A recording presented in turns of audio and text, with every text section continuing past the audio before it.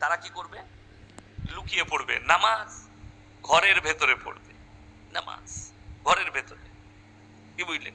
এখন যেমন এমন একটা পরিস্থিতি, আমি সেদিনে দেখলাম একটা ট্রেনে আমাদের জামাতি ভাইরা যাচ্ছিল, ওই কোন রাজ্যের জানি না, কিন্তু ট্রেনে সফর করছে। ট্রেনের ওই ফাঁকা জায়গায় এসি রুমে মধ্যেখানে কাপড় বিছিয়ে নামাজ পড়ছে। আমি বলছি একদম চরম অপরাধ, নামাজ পড়া যাবে না। যদি বলেন কেন? তুমি তোমার সিটে নামাজ পড়ো, দেশটা সকলের। যে দেশে আপনি বাস করছেন সেই দেশের আইন মানতে হবে আপনার। আপনি রাস্তায় নামাজ পড়লে যদি কারো অসুবিধা থাকে আপনি নামাজ পড়তে পারবেন। আমি অনেকজনকে দেখি রেল স্টেশনে গিয়ে নামাজ পড়ছে, সামনে একটা ব্যাগ নামিয়ে দিয়ে, নাহলে দুজনকে দাঁড় করাইছে এইদিকে যেন কেউ পেরিয়ে না যায়। ওই জায়গায় নামাজ পড়াটাই অপরাধ, নামাজ পড়া যাবে না। আপনাকে এমন জায়গায় নামাজ পড়তে হবে যেখানে কারুর যেন কোনো রকম ব্যাঘাত না ঘটে। আল্লাহ রসুল সাল্লাল্লাহু আলাইহি সাল্লামের হাদিস, একজন অভিযোগ করলেন হযরতে আবু বকর সিদ্দিক রাদিয়াল্লাহু তাআলা আনহুর জন্য, ইয়া রাসূলুল্লাহ, আপনার আবু বকর রাতের বেলায় এত জোরে কোরআন পড়ে আমার কষ্ট হয়, একজন কাফির। নবীজি নিষেধ করলে, আবু বকর তুমি আস্তে কোরআন পড়বে, কারুর যেন ঘুমের ব্যাঘাত না করে। জোরে বলুন সুবহানাল্লাহ। আপনি নামাজ আদায় করবেন, কোন ধর্মের মানুষ যেন আপনার কাছ থেকে কষ্ট না পায়। সর্বপ্রথম দেখতে হবে জায়গা কা পাক হোনা, বাদান কা পাক হোনা, জায়গাটা পাক হতে হবে। সফরে নামাজ ছোট, আপনি ট্রেন দাঁড়িয়েছে, আপনার সিট আছে বুকিং করা, সিটের উপরে বসে পড়লেন। আপনি প্লেনে যাচ্ছেন, প্লেনে বসে পড়ে নিতে পারবেন, সিটের উপরে বসে ইশারায় পড়লেন। ইশারায় নামাজ হবে না? হবে না। জায়গা নাই, পরিস্থিতি, ইশারায় পড়বেন। কিন্তু এটা নয় যে আপনি কেউ কি কষ্ট দিয়ে এয়ার হোস্টেসকে বলবেন তোমরা দাঁড়িয়ে যাও, নিজের জায়গায় বসো, আমি নামাজ পড়বো। এটা ইসলাম স্বীকৃতি দেয়? এটা ইসলাম নয়। আপনি যেখানে সেখানে নামাজ পড়তে পাবেন না। এটা দেশটা হিন্দুস্তান, সব ধর্মের লোকের অধিকার আছে। ওই জন্য কেউ কি কষ্ট দিয়ে ইবাদত হয় না, মাথায় রাখবেন। আপনি হয় মসজিদ খুঁজুন, আল্লাহর ঘর, যেখানে গিয়ে ইবাদত করলে নেকি বেশি। তা না হলে আপনার বাড়িতে পড়ুন। সফরে যদি থাকেন, সুযোগ থাকলে যেন ওই নামাজের দ্বারা কেউ কষ্ট না পায়, কোনো জাতি কষ্ট না পায় আপনার ইবাদতের দ্বারা। আপনাকে এমন ভাবে ইবাদত, যদি সময় না পান আপনি কাজা পড়ে নেবেন, কিন্তু কেউ কি কষ্ট দিয়ে নামাজ পড়া যাবে না। আজকে আমরা বিভিন্ন জায়গায় দেখতে পাই। তো আমি দেখলাম ট্রেনের যিনি টিটি আছেন, সে বলছে ভাই अपना अपना सीट में नमाज पढ़ो, क्यों दूसरे को तकलीफ देते हो, उठाओ নামাজ मत पढ़ो।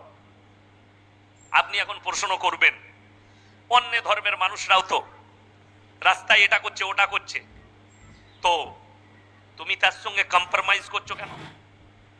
কথাটা বুঝতে পেরেছেন না পারেন? তোমার আর তার মধ্যে তুমি আর সে কি সমান? কথা বলেন।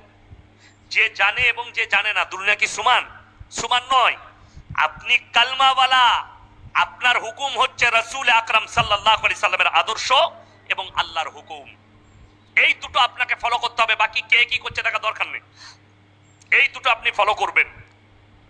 আর রাসূলের আদর্শের মধ্যে আছে, আল্লাহ নবী সাল্লাল্লাহু আলাইহি সাল্লাম বলেছেন হাদিস, তোমরা মুমিন ততক্ষণ হতে পারবে না যতক্ষণ পর্যন্ত তোমার কাছ থেকে তোমার প্রতিবেশী সুরক্ষিত নয়।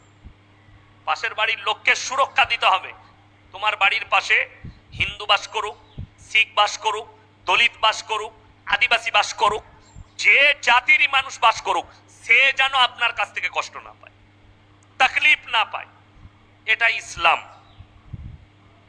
আপনি একটু কষ্ট ভোগ করেলেন, আল্লাহর কসম করে বলছি, যারা ভাবছেন, যারা এই দুনিয়ায় মক্ত হয়ে আছেন, দুনিয়া সম্পর্কে গাফিল, তারা দিন সম্পর্কে। আচ্ছা বলুন তো, পৃথিবীর যেদিকে নেতা মন্ত্রী বাদশাহ দেখছেন, আমি আপনি যারাই আছি, আমরা চিরকাল থাকবো না মারা যাব? কথা বলেন, মারা যাব। তাহলে আপনার মূল্যটা কতক্ষণ? যতক্ষণ বেঁচে আছেন ততক্ষণ। এই আমাকে দেখছেন, আমি কথা বলছি, আমার মূল্য আছে। আমি মরে গেলে আপনি আর ইয়াসিন বলবেন না, বলবেন লাশটা ধরে গাড়িতে চাপিয়ে দে। লাশ, আপনার পরিবার বলবে লাশ। আমার বাড়িতে যখন আমার ডেড বডি পৌঁছাবে, আমার সন্তান, আমার পরিবার বলবে লাশটা ধরে শোয়াও, লাশটা গোসল দিয়ে দাও, লাশটা খাটে চাপাও, তোমার নাম হবে লাশ। আপনি মায়ের গর্ভে থেকে যখন জন্মগ্রহণ করেছেন, আপনি ন্যাংটো ছিলেন না কাপড় পরে এসেছিলেন? পৃথিবীতে কেউ কাপড় পরে এসছে? কথা বলেন, কে পরিয়েছে? কথা বলে না? কে পড়িয়েছে? আপনার নানি, আপনার দাদি, আপনার ফুফু, আপনার মামা, আপনার মামি আপনার কাপড়টা লেপটিয়েছে। আল্লাহর কসম, যেদিন আপনি মৃত্যুবরণ করবেন সেই দিনও আপনার কাপড়টা পরার আর ক্ষমতা থাকবে না। ওই কাপড়টা, কাফন নামক কাপড়টা লেপটিয়ে আপনাকে ভরে দিয়ে আসবে। সাথে কোনো সম্পদ দুনিয়ার যাবে না। আপনার জায়গা, জমি, সম্পদ সব পড়ে থাকবে। আপনার সাথে একটা জিনিস যাবে, সেটা হচ্ছে নেক আমলটা।